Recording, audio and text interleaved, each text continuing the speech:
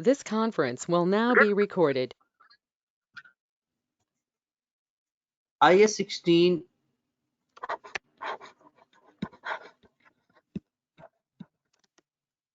जो कि है प्रॉपर्टी प्लांट एंड इक्विपमेंट का standard.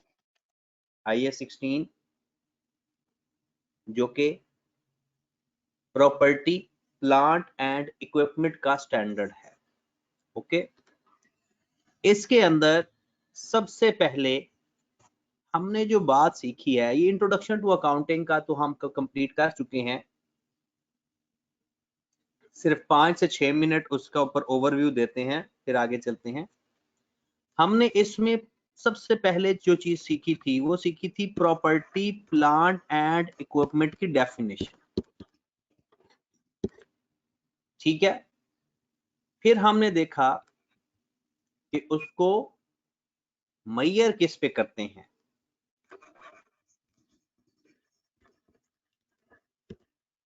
Measurement of property plant and equipment. इसमें हमने सीखा कि एक इसकी कॉस्ट फाइंड की जाती है, और कॉस्ट का बड़ी डिटेल में हमने 2 लेक्चर्स पढ़े कि इसकी कॉस्ट में कॉस्ट कैसे फाइंड करते हैं हम। फिर उसके बाद हमने सीखा कि डेप्रिसिएशन कैसे फाइंड करते हैं। हमने उसकी जर्नल एंट्री सीखी और उसके लेजर्स बनाने सीखे।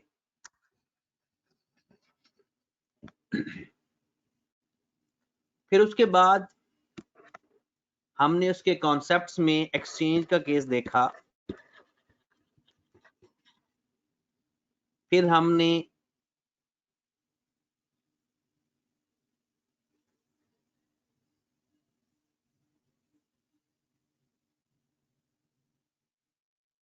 एक्सचेंज के केस के बाद हमने देखा चेंज इन एस्टिमेशन।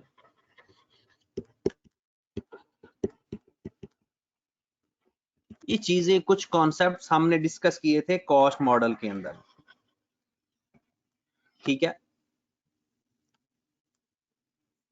अब हमने जो काम स्टार्ट करना है वो स्टार्ट करना है रीवैल्यूएशन मॉडल, कि अगर एसेट की वैल्यू मार्केट के अंदर बढ़ जाए या कम हो जाए, या आपने रीवैल्यूएशन मॉडल अडॉप्ट किया हो तो क्या करेंगे।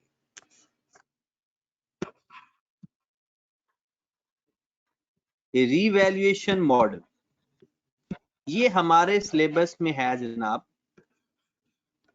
वैसे कॉस्ट मॉडल भी है पेपर में, कॉस्ट मॉडल की चीजें भी साथ ही पेपर में आती हैं, लेकिन वो बेसिक आती हैं, ज्यादातर चीजें उसमें वो उसको बहुत ही ज्यादा कुरेदता नहीं है, लेकिन रीवैल्यूएशन मॉडल कंप्लीट आता है। ठीक है,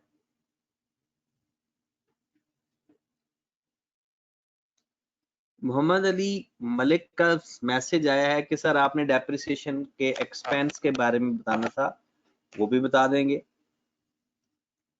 ठीक है, वो जब मैं लेजर्स बनवाऊंगा तो तब मैं डेप्रिसिएशन का भी लेजर बनवा दूंगा रिवैल्यूएशन मॉडल के अंदर।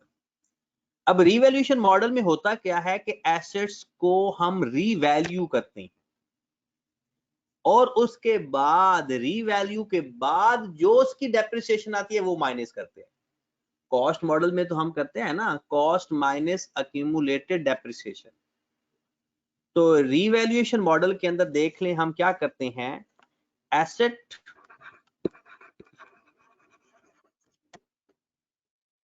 Carried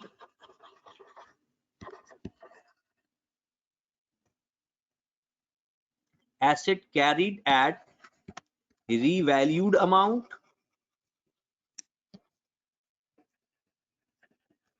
less any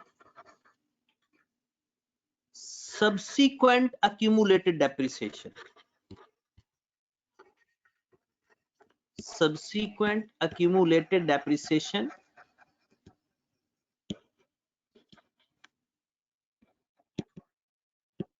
and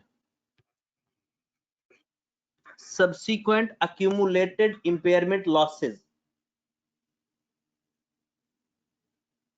subsequent accumulated depreciation and subsequent accumulated impairment losses.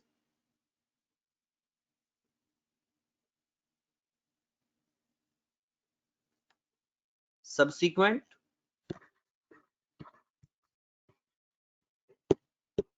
impairment losses.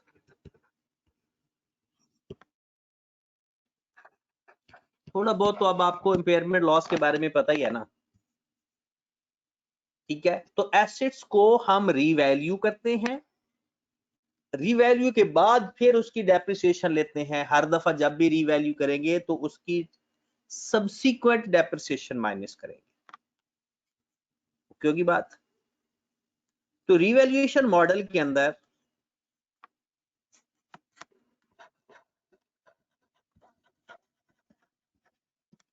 Revaluation model के अंदर हमारे पास दो तरह की यानी सिचुएशंस आती हैं। Number 1, non depreciable assets,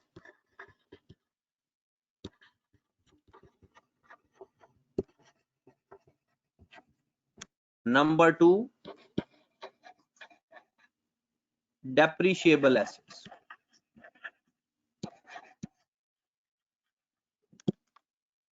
non depreciable assets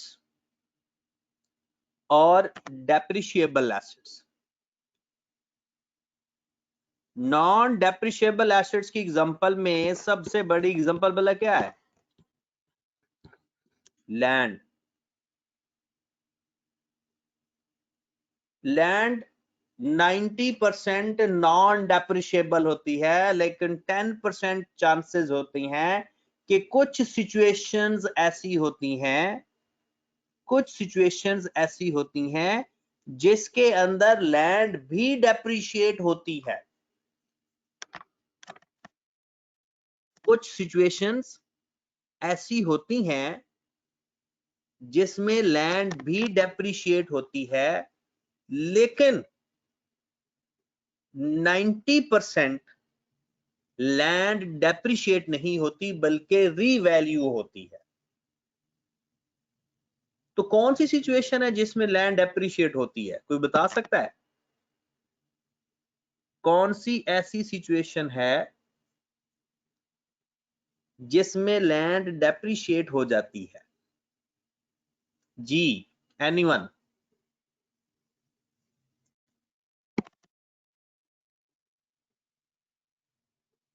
और नींदों के शहजादे? ये जो खेती बाड़ी करते हैं। नहीं ज़ीशान भाई नहीं। और कोई बताए? अली का सवाल है। रास्ता सबूर ने आस्ता बिल्कुल सही बताया। कम होती था। सबूर ने बताया जब लैंड लीज पे होती है। 100% सबूर माशाल्लाह पढ़ने लग गए लगता है। मेन लैंड डेप्रिशिएट होती है लीज के केस में। हाँ, और एक बंदे ने कहा है कि माइनिंग वगैरह के केस में उसमें भी इसलिए तो डेप्रिशिएट होती है कि हम उसको लीज पे ले रहे होते हैं। तो जितने सालों की लीज पे ली जाती है उतने सालों पर हम उसको डेप्रिशिएट करके वापस कर देते हैं, ठीक है। तो बिजनेस पॉइंट ऑफ व्यू से ये डेप्रिशिएट हो रही होती है, ओवरऑल नहीं। और भी कुछ सिचुएशंस बन सकती हैं कि अगर किसी जगह पर एक रेगुलर इंटरवल से नेचुरल डिजास्टर्स आते हों, मतलब जैसे अर्थक्वेक है या सिलाब है, फ्लड वगैरह आ जाता है, तो उस जगह पर भी लैंड को डेप्रिशिएट किया जा सकता है। लेकिन जो सबसे बड़ी एग्जांपल है ना वो लीज है। लेकिन फिलहाल हम यहां पर देख रहे हैं कि जनाब हमारी लैंड नॉन डेप्रिशिएबल एसेट होगी तो हम उसको रीवैल्यू कैसे करेंगे और डेप्रिशिएबल एसेट्स को रीवैल्यू कैसे करेंगे। आज हम सीखते हैं कि नॉन डेप्रिशिएबल एसेट्स की रीवैल्यूएशन करते कैसे हैं,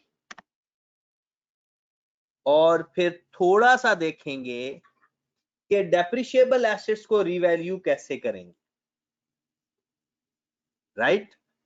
और फिर कल इंशाल्लाह, और हमारी कोशिश यही होगी इंशाल्लाह कि इस हफ्ते के अंदर हम रीवैल्यूएशन मॉडल कंप्लीट कर लेंगे, चाहे हमें हफ्ते और इतवार की दोनों क्लासेस ऑन ही क्यों ना करनी पड़े, हमने रीवैल्यूएशन मॉडल इसी वीक में कंप्लीट करना है, ठीक है। क्योंकि अब पहले तो मैं मेंटली तौर पर ये था कि लॉकडाउन ओपन होने के चांसेस के चक्करों में वेट कर रहे थे, लेकिन अब नहीं, अब हम अपनी तैयारी की तरफ चल पड़े हैं और तैयारी की तरफ ही जाएंगे इंशाल्लाह। और जैसे जैसे फिर कोई आपको मुश्किलात आएंगी हम उसको फिर मिलके डिस्कस कर लिया करेंगे इंशाल्लाह।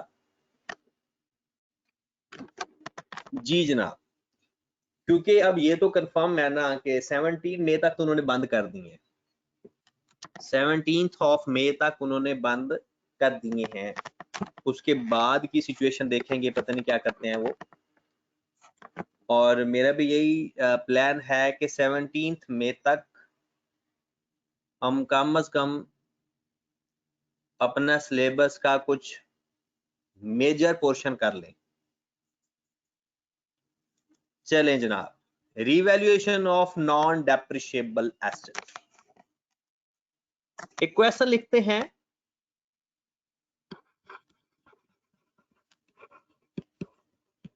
क्वेश्चन के अंदर ही मैं आपको रिवैल्यूएशन समझाऊंगा नॉन डेप्रिशिएबल एसेट की कैसे करते हैं। Revaluation of non depreciable asset.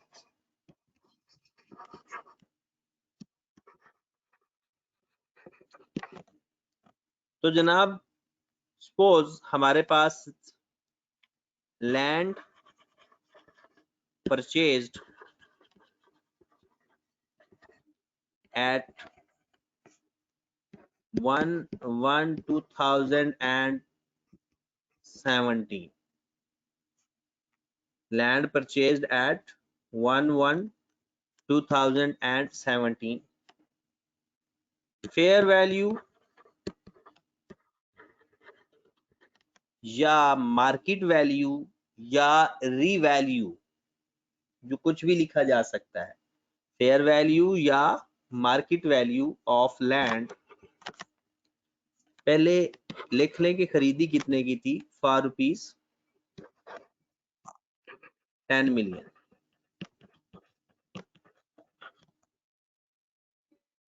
Fair value at 1/1/2018 ₹12 million। fair value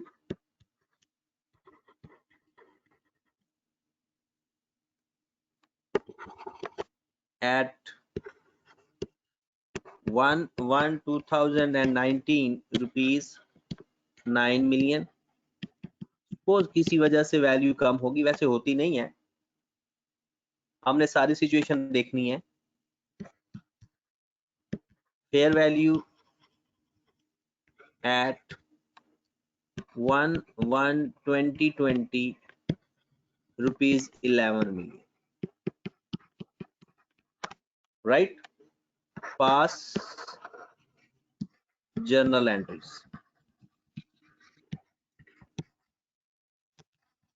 आज तक जिंदगी में नॉन डेप्रिशिएबल एसेट्स का कभी क्वेश्चन आया नहीं है।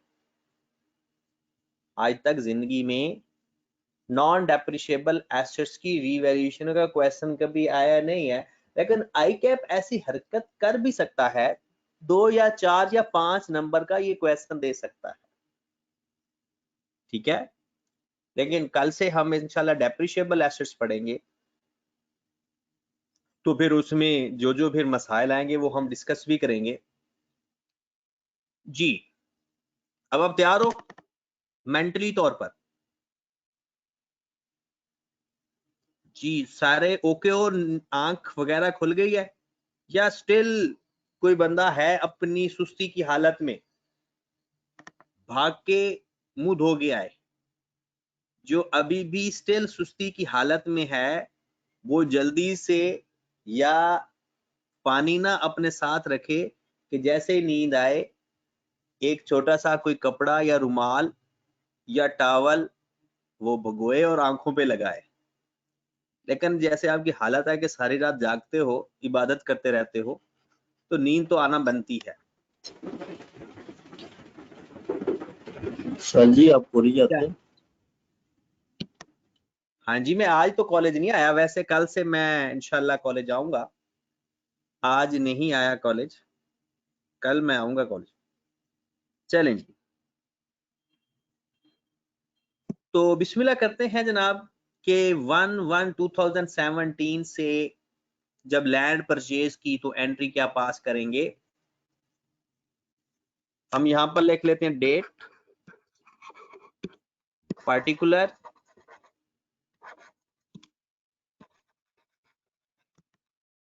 रुपीस इन मिलियन, डेबिट और क्रेडिट। सबसे पहले 1/1/2017 को लैंड खरीदी, एंट्री पास हो जाएगी लैंड डेबिट बैंक क्रेडिट, या कैश क्रेडिट कर सकते हो 10 मिलियन से। इस एंट्री पास करते हुए तक किसी को कोई परेशानी नहीं आई। ये एंट्री पास करते हुए ओके है कि हमने लैंड खरीदी 10 मिलियन की, land debit bank credit.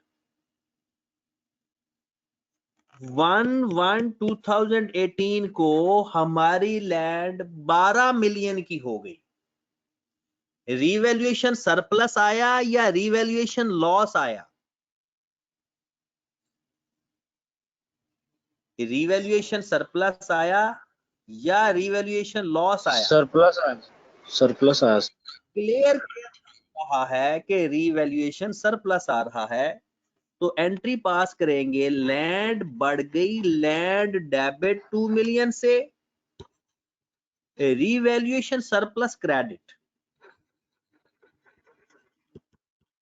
Revaluation surplus credit 2 million से, लैंड डेबिट 2 मिलियन से, रिवैल्यूएशन सरप्लस क्रेडिट 2 मिलियन से।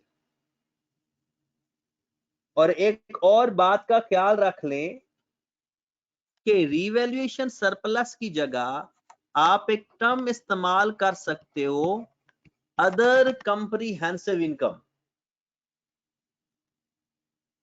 कौन सी टर्म इस्तेमाल कर सकते हो? Other comprehensive income. वो बात समझ लगी है ना? रिवैल्यूएशन सरप्लस की जगह आप इस्तेमाल कर सकते हो OCI. OCI stand for other comprehensive income. Haseeb ने पूछा कि सर रिवैल्यूएशन सरप्लस की नेचर क्या होती है, ये भी मैं बता देता हूं, जरा आ जाओ लिख लो फिलहाल, बाद में इसको डिस्कस करेंगे। रिवैल्यूएशन सरप्लस की नेचर क्या है? क्रेडिट नेचर है ना, इनकम की तरफ शो हो रहा है, लेकिन इसको कहा जाता है अनरियलाइज्ड प्रॉफिट। अनरियलाइज्ड प्रॉफिट मतलब ये प्रॉफिट एक्चुअल में नहीं हो रहा होता। मतलब हमारी लैंड की वैल्यू बढ़ गई, तो क्या हमें किसी ने पैसे आकर दिए? जब तक हम बेचेंगे नहीं तब तक तो नहीं बढ़ेगी ना वैल्यू। हम अपनी बुक्स में अपने एसेट की वैल्यू बढ़ा देते हैं और वो एक्चुअल में पैसे हमें नहीं मिले होते, तो हम उसे कह देते हैं अनरियलाइज्ड प्रॉफिट। और ये हमेशा क्या होता है? Part of equity. ये आपको पता चलेगा जब हम पढ़ेंगे statement of changes in equity अपने सिलेबस में। ये हमारे सिलेबस में है। रिवैल्यूएशन सरप्लस याद रखें अनरियलाइज्ड प्रॉफिट होता है जो कि हम इक्विटी में जाकर ऐड करते होते हैं, ये पार्ट ऑफ इक्विटी होता है। ओके होगी बात। अब आ जाओ वापस, यहां पर आपने एक वर्किंग भी साथ साथ करनी है। वर्किंग में आपने 2 कॉलम लिखने हैं। एक कॉलम लिखना है रीवैल्यूएशन सरप्लस का और एक कॉलम लिखना है रीवैल्यूएशन लॉस का। एक कॉलम हमने लिखना है रीवैल्यूएशन सरप्लस का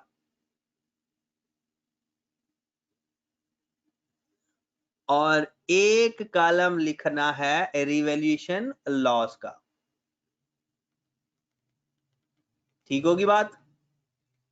रिवैल्यूएशन सरप्लस की जगह आप जो उसका सब्स्टिट्यूट नेम इस्तेमाल कर सकते हो वो है अदर कंप्रीहेंसिव इनकम, मतलब ओसीआई, अदर कंप्रीहेंसिव इनकम, मतलब ओसीआई। और अगर रिवैल्यूएशन लॉस होगा तो उसकी जगह हम इस्तेमाल कर सकते हैं प्रॉफिट एंड लॉस अकाउंट। अगर हम रिवैल्यूएशन लॉस की जगह क्या इस्तेमाल कर सकते हैं, प्रॉफिट एंड लॉस अकाउंट। ये हमारी वर्किंग का पोर्शन है। अब हमें रिवैल्यूएशन सरप्लस आया 2 का, तो आप अपने रिवैल्यूएशन सरप्लस के कॉलम में 2 लिख देंगे। अगर आपके पास सरप्लस पड़ा होगा तो सरप्लस लिख देना, लॉस पड़ा होगा तो लॉस लिख देना। सरप्लस पड़ा होगा तो सरप्लस लिख लेंगे, लॉस पड़ा होगा तो लॉस लिख देंगे। और इस बात का भी आप ख्याल रखेंगे कि मैंने आपको सोने भी नहीं देना क्लास के दौरान, क्योंकि इसके फौरन बाद मैंने आपसे सवाल करवाना है। तो लो मेरे भाई 1/1/2018 को हमने एसेट रीवैल्यू किया, वो 10 से 12 मिलियन का हो गया। हमने अपनी लैंड डेबिट कर दी, रीवैल्यूएशन सरप्लस या ओसीआई दोनों में से कोई एक क्रेडिट कर देंगे। इंटरेस्टिंग बात आने लगी है। 1/1/2019 आ जाओ जरा, हमारा एसेट 12 मिलियन से 9 मिलियन का हो गया। हमारा एसेट 12 मिलियन से 9 मिलियन का हो गया। एसेट रिवैल्यूएशन सरप्लस आया या रिवैल्यूएशन लॉस आया? सर लॉस आया। कितना? लॉस भी आया तो कितना? सर 3 का लॉस आया। आयशा तस्कीन ने कहा 1 मिलियन का, बाकी लोग कह रहे हैं 3 मिलियन का। बाकी बताएं, अतीक ने भी 1 मिलियन कर दिया, और बताएं नादिर का भी 1 मिलियन का लॉस है। अच्छा 2 आंसर आ रहे हैं, कुछ लोग कह रहे हैं 3 मिलियन का लॉस है, कुछ लोग कह रहे हैं 1 मिलियन का लॉस है। और इंटरेस्टिंग बात यह है दोनों ही सही कह रहे हैं, आधा आधा। अब जरा गौर फरमाएं, मेरी लैंड 3 मिलियन से कम हुई, मैं लैंड क्रेडिट कर दूंगा 3 मिलियन से। मेरा एसेट ओवरऑल, क्योंकि पहले हुआ क्या था कि हमने लिखा था 10 मिलियन का लैंड था हमारा, 12 का हो गया, हमने 12 से 2 से डेबिट कर दिया, अब 12 से 9 पे आ गया, तो लैंड हमारी क्रेडिट हो जाएगी 3 मिलियन से। अब लॉस को भी 3 मिलियन से डेबिट होना चाहिए। अब जरा गौर फरमा ले, सबसे इंपॉर्टेंट बात करने जा रहा हूं। स्टैंडर्ड हमें कहता है कि अगर आपको लॉस आ जाए तो आप देखो कि कहीं हमारा सरप्लस तो नहीं पड़ा हुआ। अगर हमारा लॉस आ जाए तो पहले सरप्लस खत्म करेंगे, फिर जो बचेगा वो लॉस में आएगा। अगर आपका पहले सरप्लस पड़ा हो तो पहले उसको रिवर्स करना है, उसके बाद लॉस लिखना है। हाँ, अगर पहली दफा ही लॉस आ जाता तो फिर डायरेक्ट पूरा लॉस लिख देते। तो जरा आ जाए फिर से, तो हम क्या करेंगे, पहले रिवैल्यूएशन सरप्लस जो पहले ऑलरेडी पड़ा हुआ है उसको खत्म करेंगे, उसके बाद रिवैल्यूएशन लॉस लिखेंगे। सरप्लस की जगह आप ओसीआई और प्रॉफिट, रिवैल्यूएशन लॉस की जगह आप प्रॉफिट एंड लॉस अकाउंट लिख सकते हो। तो ये मेन आज की एंट्री है, entry of the day, entry of the day. क्या एंट्री बन रही है मेरे भाई? क्या एंट्री बनेगी कि अगर पहले सरप्लस पड़ा हो, इसलिए तो मैंने वर्किंग के अंदर इंट्रोड्यूस करवाया है, पहले अगर सरप्लस पड़ा होगा तो सरप्लस रिवर्स करेंगे और उसके बाद लॉस लिखेंगे, और अगर पहले लॉस पड़ा हो तो सरप्लस आ जाए तो पहले लॉस रिवर्स होगा फिर सरप्लस लिखेंगे। ये बात अब ध्यान रखनी है। तो हमने क्या किया कि हमारे पास पहले सरप्लस पड़ा था 2 मिलियन का, वो रिवर्स किया। अब हमारी वर्किंग के अंदर सरप्लस 0 है सर और लॉस अवेलेबल है। जी सर ये जो है रिवैल्यूएशन सरप्लस, ये प्रॉफिट नेचर है इसकी और ये नॉर्मली क्रेडिट होता है। तो जब हम इसको डेबिट करेंगे तो ये चीज क्या शो कर रही है कि अगर रिवैल्यूएशन सरप्लस हो रहा है, जो पहले पड़ा था उसको खत्म कर देंगे। सर जो रिवैल्यूएशन सरप्लस है वो अगर डेबिट साइड पे आ रहा है तो इसका क्या मतलब है? डेबिट साइड पर आ रहा है, इसका मतलब है पहले अवेलेबल था, अब उसको खत्म कर रहे हैं, आने वाले दिनों में लॉस हो गया है। हाँ, पहली दफा कभी भी रिवैल्यूएशन सरप्लस डेबिट नहीं हो सकता, पहले अगर होगा तो रिवर्स होगा, अगर होगा ही नहीं तो फिर रिवर्स नहीं होगा। सर ये ठीक है, स्टैंडर्ड हमें ये कहता है, ये 2019 स्टैंडर्ड वाली हमें क्या कह रहे हो? सर ये 2019 में दोबारा बता दें, मुझे किक कर दिया था, पता तू बाहर बैठा रहता है, नहीं पे हुई है सर। तू बाहर बैठा रहता है क्लास में और फिर तू कहता है कि मैं दोबारा बता दूं चीकू। चले जी,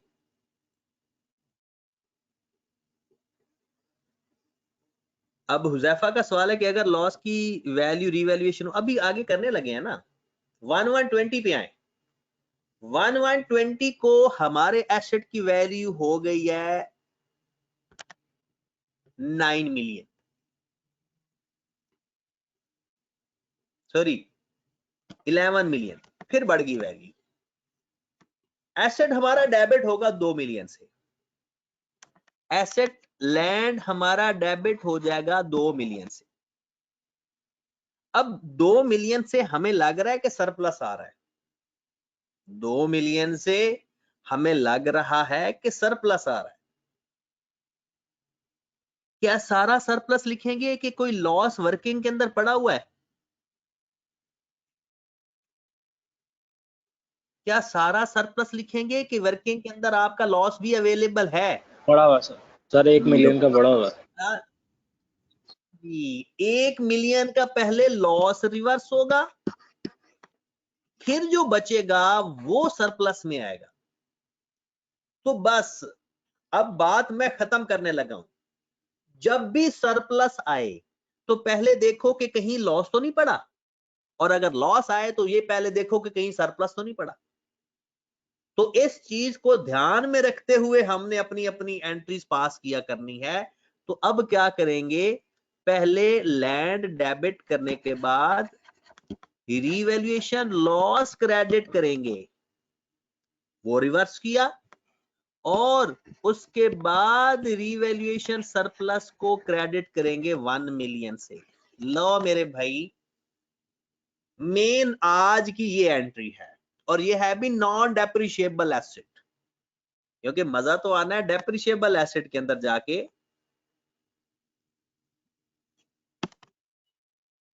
जब डेप्रिशिएबल एसेट्स को देखेंगे वहां पर इंजॉय करेंगे। यहां पर तो ये आसान सा ही काम है, दोबारा एक दफा आप सुन लें, चीजें दोबारा देखें कि जब भी हमारे पास यानी जब भी हमारे पास कुछ एंट्रीज बनेगी, हमने लैंड परचेज की तो एंट्री पास की लैंड डेबिट बैंक क्रेडिट, हमारी लैंड की वैल्यू बढ़ गई 2 मिलियन से, लैंड की वैल्यू 2 मिलियन से बढ़ गई तो land debit revaluation surplus credit या अदर कंप्रीहेंसिव इनकम। फिर हमने देखा कि लैंड की वैल्यू कम हो गई, कम होने पे नो डाउट लॉस आता है, लेकिन स्टैंडर्ड हमें कहता है कि उस वक्त तक लॉस डेबिट नहीं करना जब तक सरप्लस पड़ा है। तो पहले सरप्लस खत्म करेंगे फिर लॉस की बारी आएगी। हाँ जी जनाब, same as it is, surplus पड़ा हो तो लॉस को देखते हैं, लॉस आ जाए तो पहले सरप्लस को देखते हैं। अब मैं यहां पर क्वेश्चन लिखने लगा हूं आपके लिए जो आपने अभी करना है, और इसमें मैं 2 ट्रिक इस्तेमाल करूंगा, देखेंगे कौन बंदा उस ट्रिक को पिक करता है। 2 से 3 ट्रिक होंगे। आ जाए जरा, पहले क्वेश्चन लिखें जरा। क्वेश्चन नंबर 2 हो गया हमारा ये।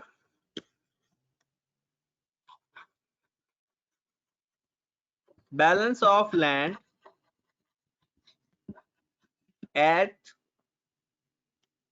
1 and 2016 rupees 4,000, fair value at 1/1/2017 rupees 3,600, fair value at 1/1/2018 rupees 3,500, fair value at 1/1/2019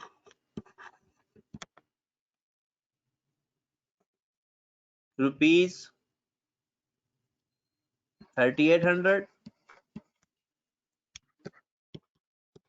fair value at 1/1/2020 rupees 4,100, 1/1/21 rupees 4,400, 1/1/22 rupees 3,900। लो मेरे भाई, इसकी जर्नल एंट्रीज पास कर दे, जल्दी कर ले, चाहे गलत ही क्यों ना पास करें लेकिन करनी जरूर है। चाहे जर्नल एंट्रीज गलत पास कर दें, करनी जरूर है।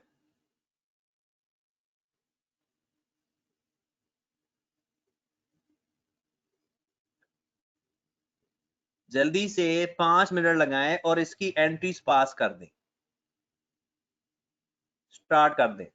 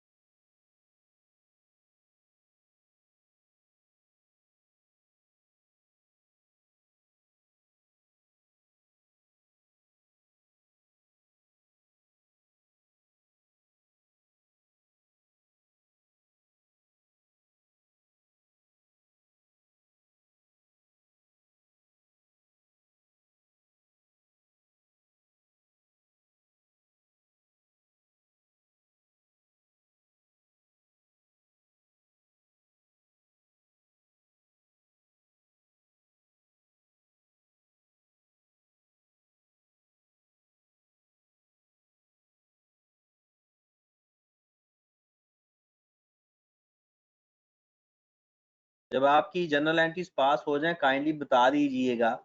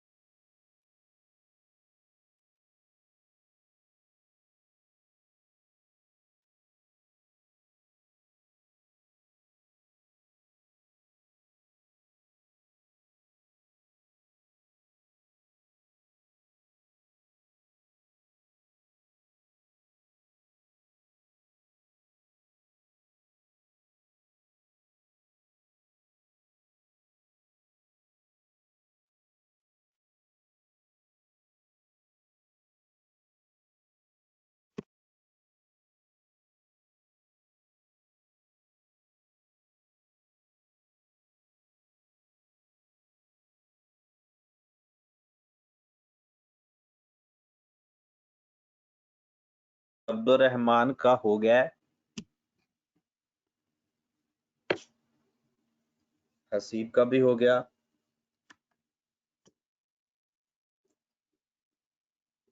जल्दी जल्दी नादिर का भी हो गया,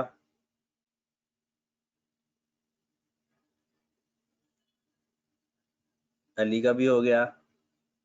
हम देखते हैं ना कि ठीक किसका होगा।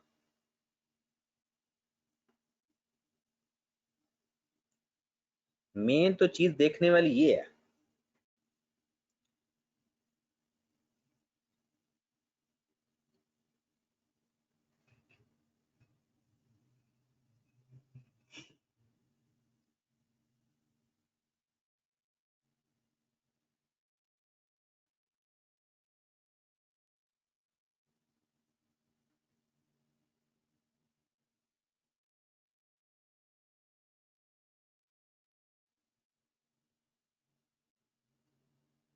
जी ऑन भाई,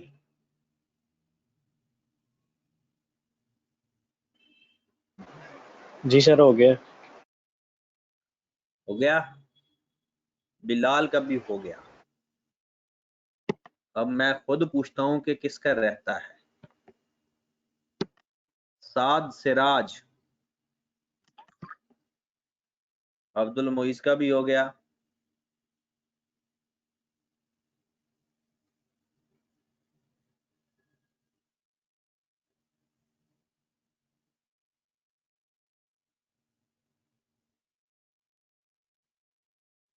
साद का भी नहीं हुआ।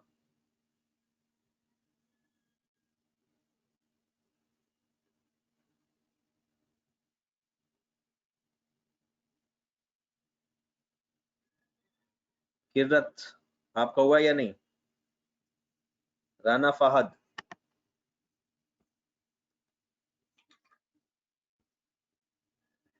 खुबैब,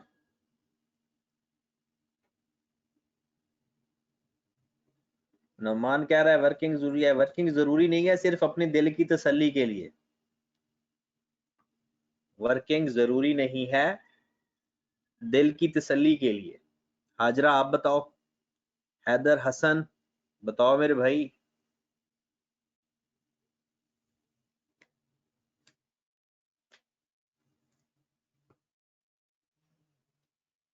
दुरे अदनान, आइमा जल्दी बताओ हुआ है या नहीं, ताकि फिर हम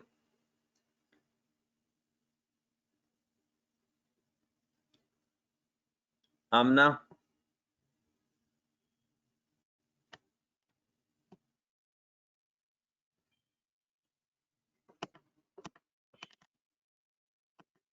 सारा आज क्लास में नहीं है। आमना किधर है?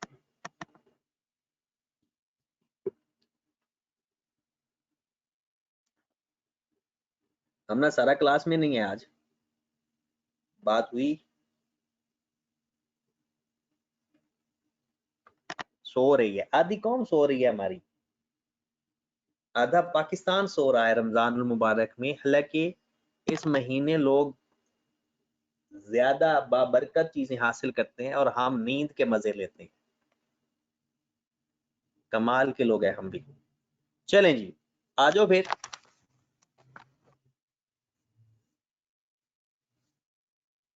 इसकी अब देखें ना, जो मैंने ट्रिक्स इस्तेमाल किया, देखते हैं किस किस ने वो ट्रिक्स पकड़े हैं। सबसे पहले सच सच आप लोगों ने बताना है कि 1116 की एंट्री पास नहीं होनी थी, कितने लोगों ने पास की है? 1116 को लैंड परचेज नहीं की गई। पिछले क्वेश्चन के अंदर लैंड परचेज की थी, इस क्वेश्चन के अंदर लैंड अवेलेबल है, उसका बैलेंस हमारे पास पड़ा हुआ है, हमने लैंड परचेज नहीं की। तो 1116 की एंट्री कोई पास ही नहीं होनी थी, क्योंकि वो ऑलरेडी बैलेंस पड़ा हुआ है। जब खरीदी थी तब ये है एंट्री पास हो चुकी होगी। तो अब तो ये ब्रॉड डाउन है और ब्रॉड डाउन की एंट्री पास नहीं होती, तो पहला ट्रिक खत्म हो गया कि अगर जिसने पहली एंट्री पास कर दी वो गलती होगी उससे, क्योंकि हमने एसेट खरीदा तो है ही नहीं। अगली एंट्री पे आते हैं। फेयर वैल्यू हुई 1117 से 1117 को हमने एंट्री पास की रिवैल्यूएशन लॉस या profit and loss account. Revaluation loss account debit, land credit 400 से। और अगर हम वर्किंग में देख लें, वैसे तो जैसे नोमान ने कहा है वर्किंग जरूरी नहीं होती, लेकिन बेहतर है कि आप लिख लिया करो ओसीआई और प्रॉफिट एंड लॉस अकाउंट। तो 400 हमारा लॉस में चला गया क्योंकि रिवैल्यूएशन लॉस है। डन होगी बात। फिर हमारे पास आ गया 1118 को मजीद 100 का लॉस आया। ये दूसरा ट्रिक था कि अगर ऑलरेडी भी लॉस पड़ा हो और फिर लॉस आ जाए तो फिर लॉस की एंट्री पास कर देते हैं, क्योंकि रिवर्स करने वाली तो कोई चीज थी नहीं। 100 से और इधर भी 100 बढ़ा देते हैं, हमारा टोटल लॉस 500 का हो गया। अगला ट्रिक इससे भी मजे का है। 1119 हमारा एसेट 3800 का हो गया। 3500 से 3800 का हो गया, हमारा एसेट हो गया 300 से रिवैल्यूएशन अपवर्ड हुई, सरप्लस वाली साइड पे गया। तो हमारा लॉस तो 500 का पड़ा हुआ है, सरप्लस सारा हुआ है 300 का। तो अब आ जाए कि हम रिवैल्यूएशन सरप्लस नहीं लिखेंगे, बल्कि अपना रिवैल्यूएशन लॉस ही रिवर्स करेंगे, क्योंकि हमारा लॉस 500 का पड़ा हुआ है। जब तक पूरा लॉस एडजस्ट नहीं होगा सरप्लस नहीं आएगा, और बिल्कुल ऐसे ही जब तक पूरा सरप्लस एडजस्ट नहीं होगा, अगर होता तो लॉस नहीं आएगा।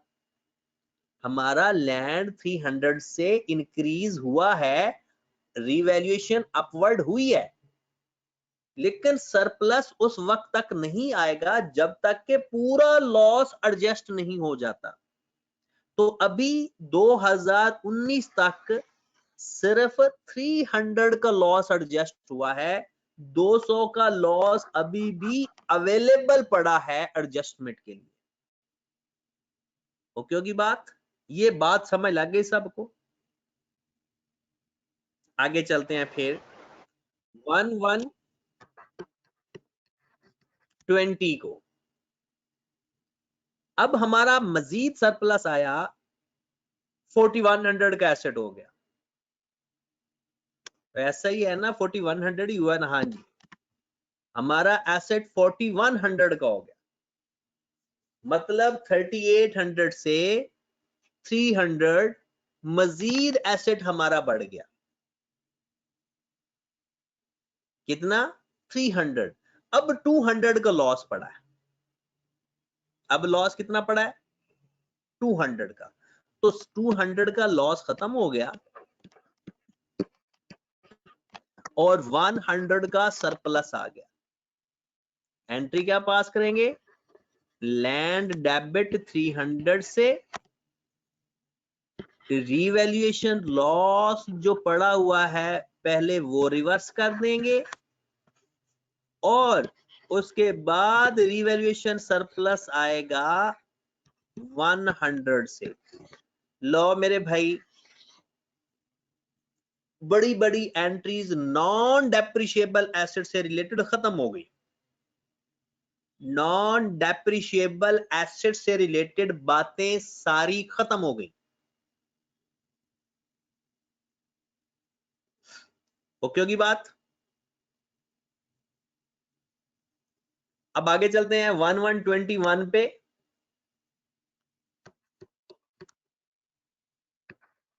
हमारा एसेट मजीद बढ़ गया। कितना बढ़ा? 300 से। हमारा एसेट मजीद 300 से बढ़ गया। तो हम क्या करेंगे? लैंड डेबिट कर देंगे 300 से और रिवैल्यूएशन सरप्लस क्रेडिट कर देंगे 300 से। और अब तो रिवर्स करने वाला कोई चक्कर ही नहीं था। अगर ऑलरेडी सरप्लस पड़ा हो फिर सरप्लस आ जाए तो सिंपल एंट्री, लॉस पड़ा हो फिर लॉस आ जाए सिंपल एंट्री, सरप्लस आ जाए लॉस पड़ा हो, लॉस आ जाए सरप्लस पड़ा हो तो पहले एडजस्ट करते हैं। जब तक वो एडजस्ट नहीं हो जाता दूसरी चीज नहीं आएगी। और लास्ट एंट्री हमारी 122 को हमारा एसेट फिर 3900 का हो गया। 4400 से 3900, 500 का डिफरेंस। तो 400 तो सरप्लस में एडजस्ट हो जाएगा और 100 लॉस में आएगा। तो पहला काम क्या करना है? जितना सरप्लस पड़ा है वो रिवर्स करो, बाकी का लॉस और लैंड हमारा क्रेडिट हो जाएगा 500। लो मेरे भाई, अपनी तमाम एंट्रीज को गौर से देखें और चेक करें। जहां से आपको नहीं समझ लगी वो दोबारा पूछें।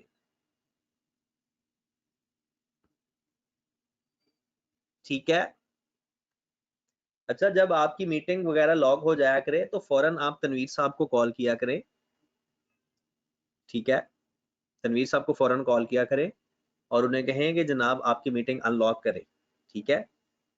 ताकि आपका हर्ज ना हो। ये मोस्टली उन लोगों के लिए की जाती है मीटिंग लॉग जो डिफॉल्टर होते हैं, जिन्होंने पैसे पूसे घर से लेकर ना खा गए होते हैं और आगे कॉलेज को नहीं दिए होते, वो खुद ईद की शॉपिंग कर चुके होते हैं।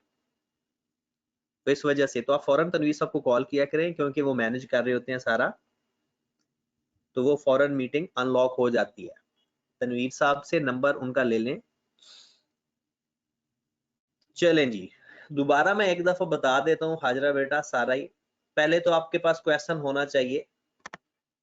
हमने पहली एंट्री इसलिए नहीं पास की थी क्योंकि वो की ही बैलेंस पड़ा हुआ था, एसेट परचेज नहीं किया था। सबसे पहले हमें 400 का लॉस आया था, फिर दोबारा 100 का लॉस आया था, इसलिए हमने रिवर्स वाला काम नहीं किया। ठीक है? फिर 300 से हमारा लॉस सरप्लस आया था, 500 का लॉस पड़ा था, इसलिए हमने सिर्फ लॉस रिवर्स किया, सरप्लस आया ही नहीं। क्योंकि उस वक्त तक सरप्लस नहीं आ सकता जब तक कि हमारा सारा लॉस खत्म ना हो जाए। फिर उससे अगली एंट्री में मजीद सरप्लस आया था, तो लॉस 200 का जो पड़ा था वो भी खत्म हो गया और हमारा 100 का सरप्लस आ गया। हुज़ैफा कहता है कि सर लॉस 2 इयर्स का आ जाए, तो देखो ना ये 2 साल में तो लॉस आया था, पहले साल भी लॉस आया, फिर दूसरे साल भी लॉस आया, 2 साल का तो लॉस है, तो हमने लॉस में लिख दिया। देखना बस ये है, अगर लॉस आ रहा है ना और सरप्लस नहीं पड़ा हुआ तो डायरेक्ट लॉस की एंट्री पास करेंगे, और अगर पहले सरप्लस पड़ा हुआ है तो सरप्लस रिवर्स करके लॉस आएगा, सेम एज इट इज। अगर सरप्लस आ गया है तो सरप्लस लिखेंगे, अगर सरप्लस आ गया है तो सरप्लस लिख देंगे, लेकिन अगर पहले लॉस पड़ा हुआ है तो जब तक लॉस खत्म नहीं हो जाता ना, जीरो नहीं हो जाता, तब तक सरप्लस नहीं लिख सकते। यही सबसे बड़ी एग्जांपल यही तो की है हमने आज। फिर अगर आप गौर फरमाएं कि हमारा सरप्लस आ गया 100 का, दोबारा सरप्लस आया तो हमने डायरेक्ट लिख दिया, फिर लॉस आया तो पहले सरप्लस रिवर्स किया जितना पड़ा था और फिर लॉस। और ये भी है कि अगर सरप्लस के बाद सरप्लस आ जाए तो वो ऐड होता जाता है। तो जनाब एक छोटा सा क्वेश्चन लिखें जो आपने कल घर से करना है, ठीक है, और इंशाल्लाह फिर कल हमने मेन पढ़ना है डेप्रिशिएबल एसेट्स, जिसके ड्यूज रहते हैं वो भी क्लियर करें, और जो नींद के शहजादे हैं वो भी कल अपनी रेगुलर क्लासेस शुरू करें। उसकी वजह कि आज की रिकॉर्डिंग में सेंड कर दूंगा, आइंदा रिकॉर्डिंग बंद करने लगे हैं क्योंकि अब हम सीरियस होकर पढ़ने लगे हैं, और आपका सबसे बड़ा टॉपिक FAR 1 का शुरू हो चुका है, जिसमें से कम अज कम 16 नंबर का पेपर कंफर्म आता है, ठीक है। इसलिए अपने आप को ओके करो, अपने आप के सारे टाइम मैनेजमेंट सही करो, बस अब इस ख्याल में नहीं रहना कि सर रिकॉर्डिंग भेजेंगे तो हम क्लास ले लेंगे। मेरे भाई क्या कर रहे हो आप लोग, सीए है, मजाक कर रहे हो उसके साथ। और इस तरह से इस तरह के एटीट्यूड से पढ़ोगे तो फिर कैसे रिजल्ट हमारा इंप्रूव होगा। तो पहले एटीट्यूड बनाओ और उसके बाद फिर आगे चलते हैं। तो एटीट्यूड हम बना नहीं पा रहे तो फिर हम कहते हैं हमें समझ नहीं लगती सही तरह। तो कैसे समझ लग पाएगी यार, बंदा 5 मिनट क्लास में ख्याल इधर उधर हो जाए तो बंदे को समझ नहीं लगती, आप पूरी पूरी क्लास में इधर उधर होते हो। चले जी सवाल लिखें जो आपने करना है, और कल आपका गवर्नमेंट ग्रांट का टेस्ट है, टेस्ट की तैयारी भरपूर होनी चाहिए। कल गवर्नमेंट ग्रांट का आप टेस्ट होगा, बड़ा अजीब सा टेस्ट होगा, इसलिए उसको थोड़ा कैसे हैंडल करना है, क्योंकि आपको पता है ICAP का पेपर भी अजीब सा ही होता है। ये क्वेश्चन है हमारे पास, लैंड परचेज्ड एट 1/1/2016 rupees 2000, इसके बाद फेयर वैल्यू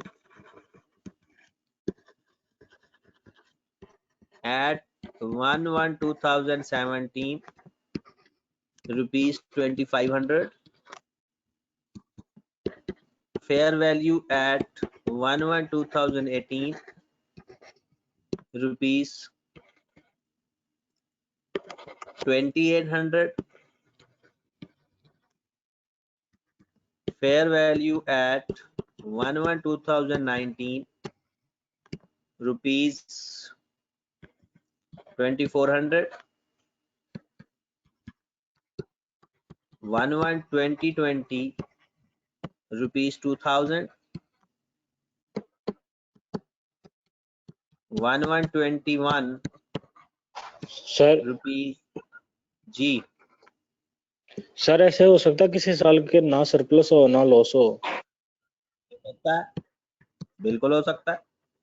तो सर तब क्या करेंगे? एंट्री नहीं पास करेंगे, उस साल की एंट्री मिस कर देंगे सर। बिल्कुल, क्योंकि रिवैल्यूएशन हुई नहीं ना, रिवैल्यूएशन होगी तो एंट्री पास करेंगे। तो जनाब आपने इसकी एंट्री पास करनी है, प्लस IS 20 के टेस्ट की तैयारी करनी है। ठीक है मेरे भाई, चले जनाब, अब आप आराम करो, अब देखो ना सुकून से नींद आएगी। ओके जी, अल्लाह हाफिज।